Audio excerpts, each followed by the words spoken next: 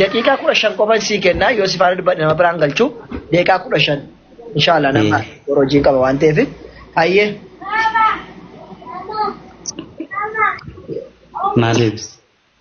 maali si deebisa re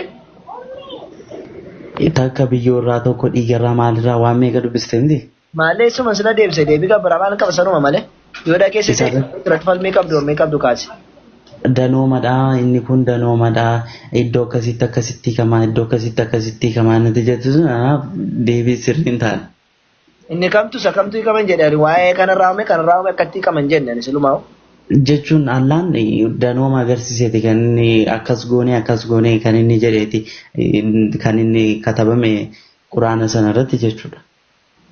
Danooma ishi maal jechuu barbaadde irratti jecha namaatu dogoggoradhamu jecha allaatu dogoggora. Allaan takka jecha allaatu jecha namaatu hiikkaa isaatu dogoggoradhamu jecha isaatu dogoggora. Jechi isaas hin dogoggorre hiikni isaa dogoggoran qabu.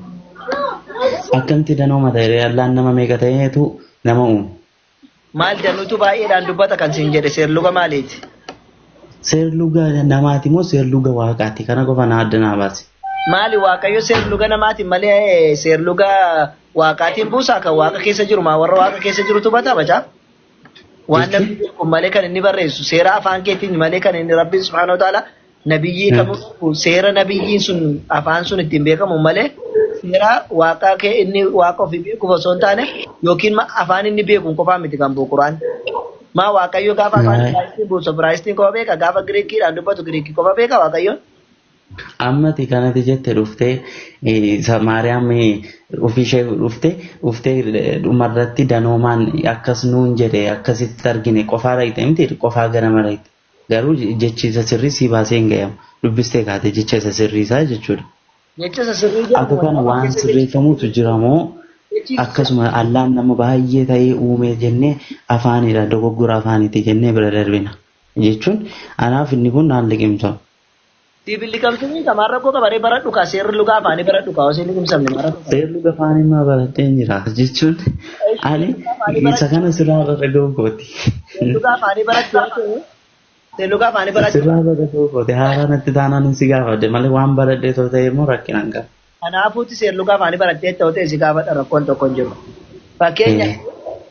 Fakkeenyaaf afaan Oromooti seerri luga baradhe keessatti. Si kan jettu dhiiraan jettamoo dubaraan jettamoo akkami meenatti si kan jettu. Si kan jedhu. Si jechuun dubaraafis hin ta'a dhiiraafis hin ta'a. Waaqayyoo gaafa jedhu si jedhee dubbata. Si jedhee dubbata waaqayyoon afaan Oromootiin. Jechuun afaan itti beektuun sitti hima. Afaanatti beektuun sitti miti? Kanaafuu afaanatti beektuun sitti hima. Maarree warra afaan Arabiffaan fi afaan Ibraayistiin itti dubbatu afaan jarri beekaniin itti himame? Jechuun addunyaa kanarra afaan baay'eetu jira. Afaan nuti beeknuun nutti dhiyaatee jechuun afaan nuti beeknuun kitaaba Rabbii dubbifachuuf intini hin qabna mirga hin qabna. Afaanatti beektu afaan Oromiffaatiin nabiyyiin itti dubbate jira? Nabiyyiin inni afaan Oromootti beektuun itti dubbate jira? Nabiyyiin afaan Oromootiin beektuun itti dubbate jira? Nabiyyiin Waaqayyo afaan Oromootiin itti dubbate jira? Waaqayyo afaan Oromootiin itti dubbate jira? Iddoo isinii galaan jiru warri kaanis Waaqayyo afaan ittiin inni dubbate jira afaan Oromootiin nabiyyiin itti dubbate jira nabiyyiin inni itti afaan Oromootiin dubbate. Isa kanan nageenye garuu macaafa afaan Oromoo nan dubbifadha afaan kam Ingiliffaan illee Amaariffaatiin kan barraa'e illee argeera. Afaan ishee afaan Oromootiin sitti dubbanne Waaqayyo afaan maalirraa eegame macaafni? Afaan maalirraa eegame? Afaan filee turu gadi bu'e jechuun kan keenya afaan intiniirraati kan inni eegamu. Afaan Giriikirraa eegame. Afaan Giriikis haa ta'u Ibroo keessatti mee nuyi ka jedhu maajistiidhaaf hin galuu ka jedhu ragaan agarsiisu. Nuyi ka jedhu namni fayyadamuu hin danda'u seerluga afaan sanaatti dhorkaadha ka jedhu natti agarsiisuu dandeessaa? seerluga afaan sanaatiin dhorkaadha. Afaanuma sanatti fayyadama malee afaan Oromoo dhufee cabsuu hin danda'u. Tigala. Hiikadha bar hiikadha macaafni afaan Oromoo afaan sana keessa jiru kan taasii hiikuudhaa qabaame. Hiika miti akkasitti ni hiikamu. Macaafni afaan nuti beeknu afaan akkamitti danoomaan amma isachi keessa isaan waan barbaadaniin ittiin jechuu danda'u miti. Isaan amma nama tokko nama sadii nama afur jechuu danda'u afaan isaaniitiin dhagaye. Siin amma isaan nama baay'eedha jedhanii hiikkachuu danda'u dhagaye akka afaan isaaniitti seera mataasaa qaba miti afaan seera mataasaa qaba. Kanaafuu waan achi keessa jiru bilalee. Inni kun amma waliigala dogoggora hiika ta'uu hin danda'u akka kootti.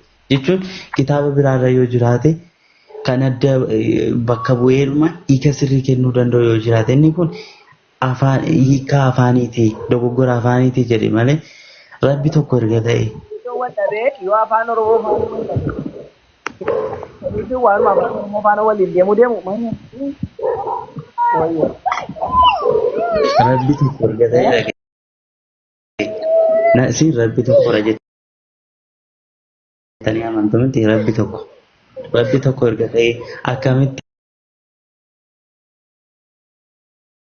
Maasin tokko jettanii namantanii? Nuti tokko jennee amanna jechuun sadiidha maalidha inni kun gooti dhuguma jechuun hiikaa mataa isaa qaba kanan siin jedhu waaqa sadii hin qabnu nuti waaqa tokko qabna. Dhiifamame kanaas jechuun waan bareedaa haasaa hin jiru jechuun waan hidhama qabu haasaa hin jiru. Ijoolleen na cinqaa jirti dhuftee sirra teessee na cinqaa jirti ijoolleen koo xiqqoo ishee faana haasaa.